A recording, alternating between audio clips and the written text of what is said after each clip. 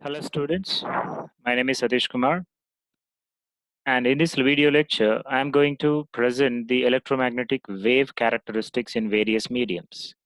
First, what do you mean by these electromagnetic wave characteristics?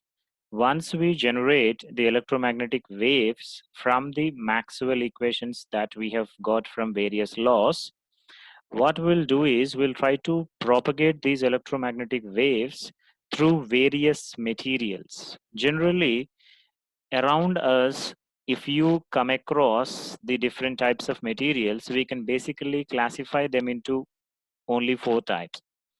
And those materials will be, first will be free space or vacuum where the charge is completely zero. We can say sigma will be absolutely zero. That means there is no charge. That is the first material through which we will propagate the electromagnetic waves and we'll try to find out the characteristics. And second material will be perfect dielectric, perfect dielectric. And for this perfect dielectric also, sigma will be zero. That means these are, we can say, lossless mediums. That means whenever the electromagnetic wave is propagating through these lossless mediums, there won't be any attenuation or loss of signals. That's the reason we call them as lossless mediums, right?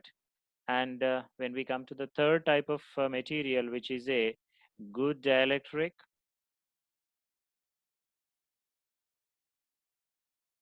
so it's very clear that for good dielectric, sigma is not equal to zero.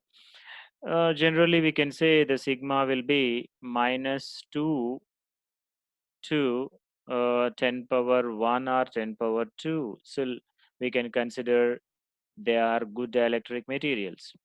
And the last material is good conductor material, good conductor.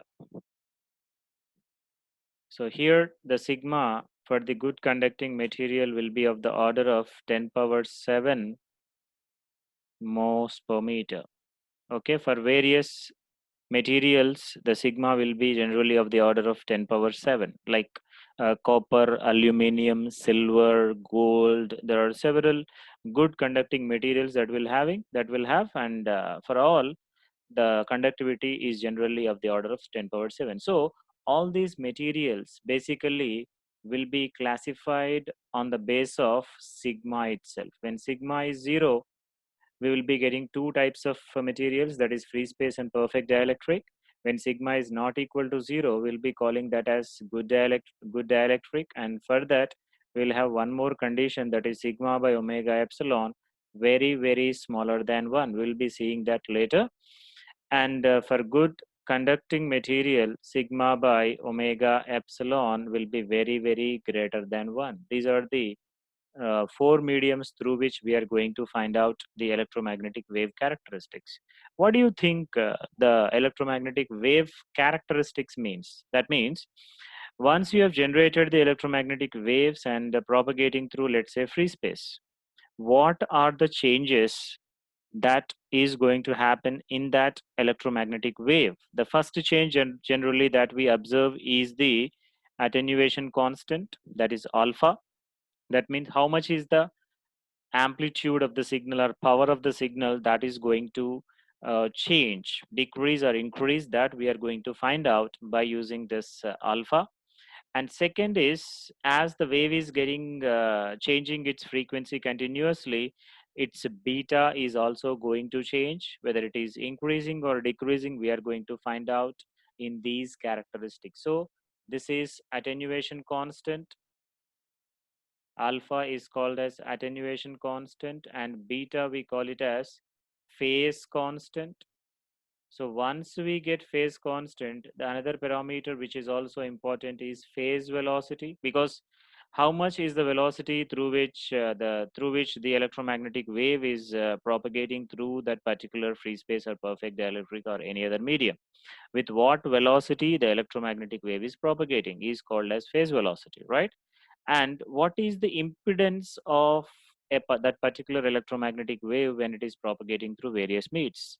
So this is intrinsic impedance. We call eta is called as intrinsic impedance, and this Vp is called as phase velocity. Okay, so these are basically the four parameters which we will be calculating for these different mediums. In this lecture, I am going to find out the characteristics of these electromagnetic waves in free space as well as perfect dielectric. Because sigma will be 0, we can easily calculate these two. So alpha and beta both are present in a single parameter which we call it as gamma, that is propagation constant. So for these both free space and perfect dielectrics, we will start with the expression gamma, and we will be calculating alpha and beta first. So let us see the electromagnetic wave characteristics. Wave characteristics in free space first.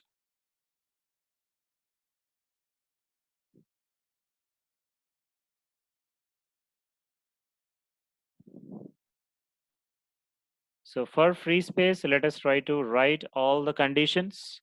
It's very clear that for free space, rho v is 0, and current I is 0 because there are no charges. J is 0. Sigma will be 0. Mu is equal to mu naught. Epsilon is equal to epsilon naught. These are basically the conditions that we have to use for free space. Mu equal to mu naught actually means mu r is equal to 1 and epsilon r is also equal to 1.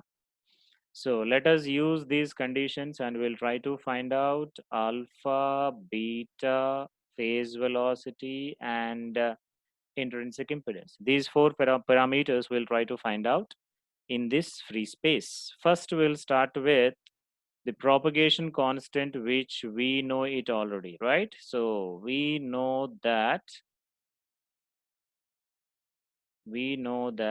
gamma is equal to, which is a propagation constant, and a root of j omega mu into sigma plus j omega epsilon. So this is the expression for gamma, but we know that gamma is always equal to alpha plus j beta, where real part is attenuation constant and imaginary part is phase constant. So the expression is j omega mu into sigma plus j omega epsilon. But it's very clear in this expression that we don't have rho v, we don't have I, we don't have j, but we have a term called sigma, which is 0 because free space is a lossless medium. So substitute sigma equal to 0 here and we'll try to find out alpha and beta. So that is j omega mu into, when you substitute sigma equal to 0, what you will be getting is j omega epsilon. So alpha plus j beta will be equal to under root of j omega into j omega. You can bring j omega outside. So alpha plus j beta is equal to j omega under root of, because we also know that mu is equal to mu naught and epsilon is equal to epsilon naught. You can substitute directly here itself because you have substituted sigma as well as mu naught and epsilon naught. So what you will be getting is mu naught and epsilon naught here. So comparing both real and imaginary parts, or we can say on comparison, what we'll be getting is alpha is 0. That's what is the meaning of lossless. Lossless means attenuation is 0. And beta will be equal to omega under root of mu naught epsilon naught. Okay, this is the expression for beta. So once you get alpha and beta, it's very easy to find out the phase velocity. So third parameter that we have to find out in free space characteristics is phase velocity. Phase velocity is basically defined as the velocity with which the electromagnetic wave will be propagating in this particular medium. So this phase velocity, as we know very well, that it is always equal to f into lambda, because c is equal to f into lambda. Our velocity is equal to frequency into wavelength, which we know it better. So multiply this with simply 2 pi and divide it with 2 pi. But we are not just doing anything, just multiplying and dividing with 2 pi. 2 pi into f is omega by 2 pi. If you bring this lambda down, okay, this 2 pi by lambda, we call it as beta. Okay, so this is basically, since 2 pi by lambda is equal to beta, which is phase constant, right? So the expression for phase velocity is omega by beta. So what we'll be getting is omega by, so what we know for omega is this, sorry, beta is equal to omega under root of mu naught epsilon naught.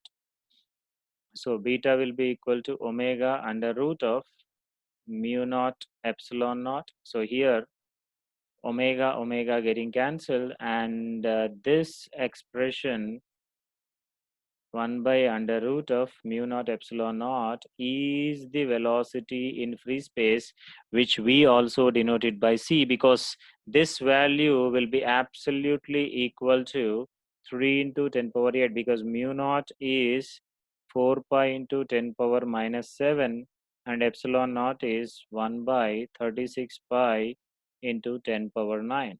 So if you simplify this, it's going to be 3 into 10 power 8 meters per second. And this is the velocity which you have to remember for free space. And there is one more parameter which we call it as intrinsic impedance. Intrinsic impedance.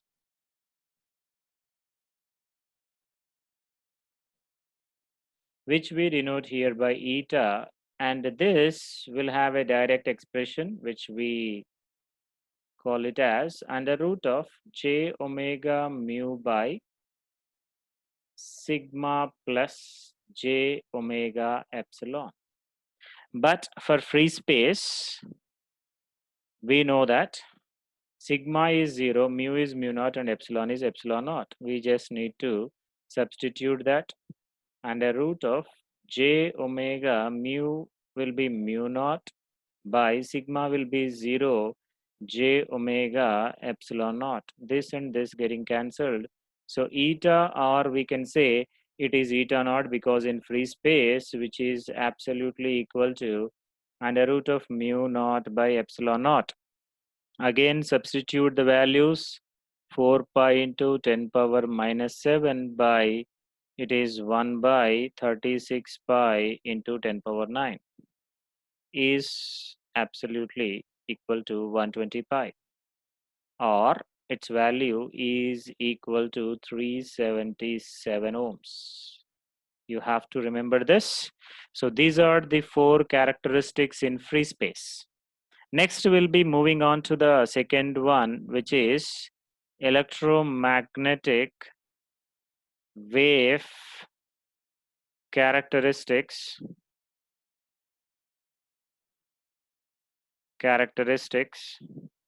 In perfect dielectrics.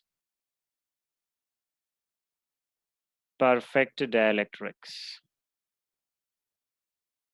Right? Again, we'll try to write the conditions of this perfect dielectrics. For this also, rho v will be 0, because it is also a lossless medium. J is 0. Sigma is 0. Because sigma is 0, J is 0. So that's what you have to remember. And mu is equal to, here, mu naught into mu r, because here mu r is not equal to 1. Generally, it is greater than 1.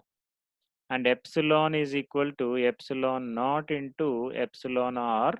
Here also epsilon r is not equal to 1, but it is slightly greater than 1. Slightly greater. Mu r is slightly greater than 1. Epsilon is also slightly greater than 1. They are not much greater than 1. This is what you have to remember.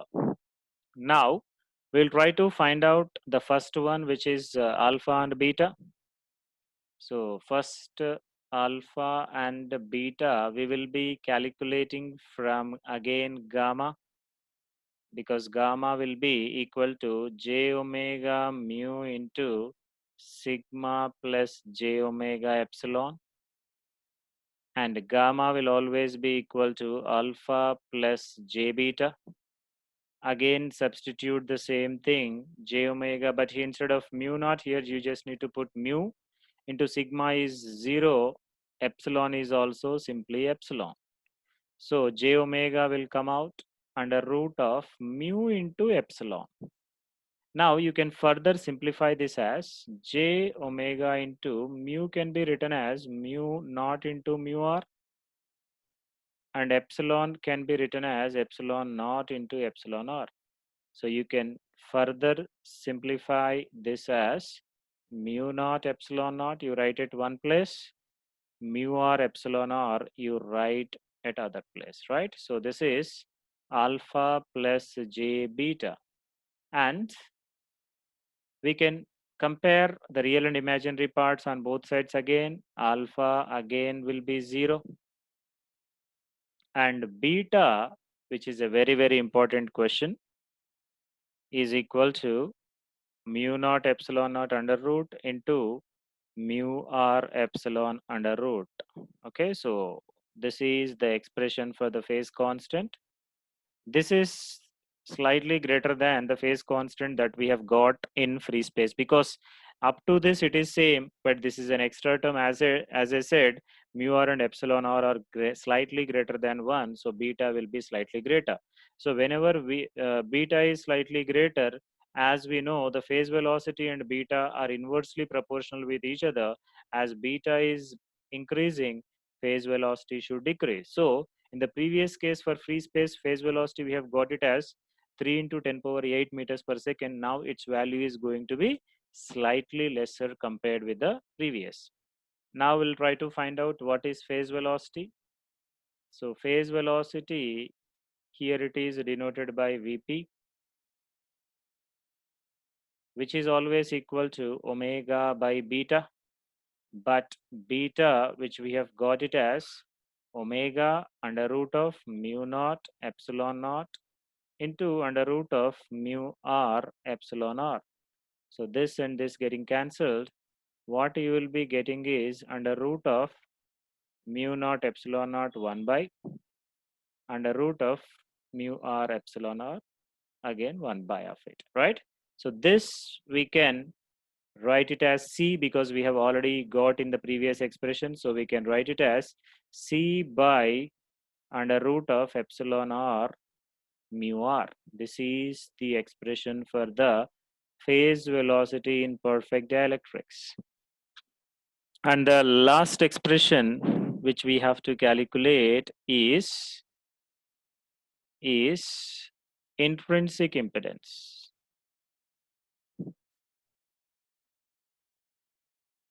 Intrinsic impedance,